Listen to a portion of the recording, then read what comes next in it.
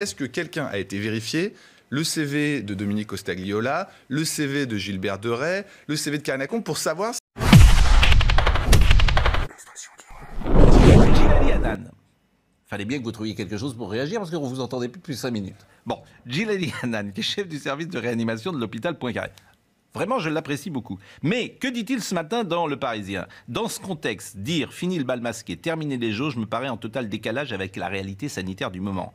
On a l'impression d'assister à une gigantesque Covid party. On a déjà poussé le bouchon à l'extrême et on va continuer en allégeant trop tôt. Donc il dit l'exact contraire de ce que vous dites. Comment vous l'expliquez? Le problème, c'est que Djillali Hanane, il a évidemment une vision biaisée de l'épidémie. Je veux dire, c'est pas son métier d'estimer ce qui va se passer dans les jours qui viennent. Je pense pas qu'il ait d'outils appropriés pour le faire, et s'il doit donner un avis, comme tout un chacun donne un avis, il donne un avis de son service de réanimation. Donc c'est évident que c'est pas lui qui va avoir l'avis le plus libéral sur la façon dont il faut gérer.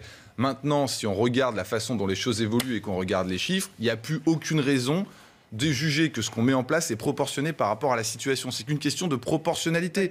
Après, moi j'ai discuté avec des médecins sur un plateau, par exemple le docteur Jérôme Marty, qu'on connaît pour son brio intellectuel, qui a dit à partir du moment où il y a une personne de moins de 40 ans qui irait en réanimation, il faudrait fermer le pays. Donc c'est-à-dire qu'il n'a pas dit ça. Si, il l'a dit devant moi sur un plateau.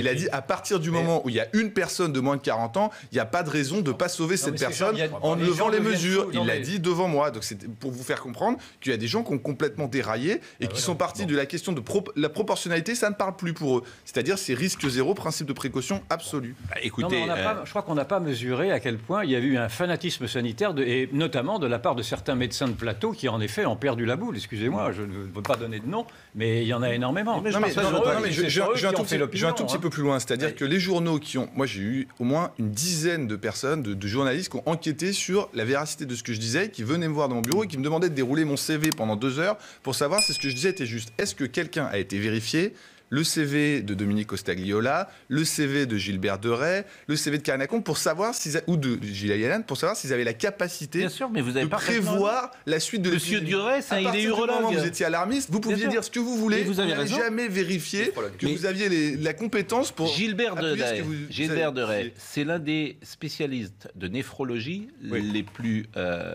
importants au monde. C'est un homme remarquable. C'est pour ça, de réputation. Mais il est néphrologue, il n'est pas épidémiologiste. Tu vas dire, mais t'es un complotiste? Complotiste, hein? Théorie du complot, brûlée, hein? Sur le bûcher.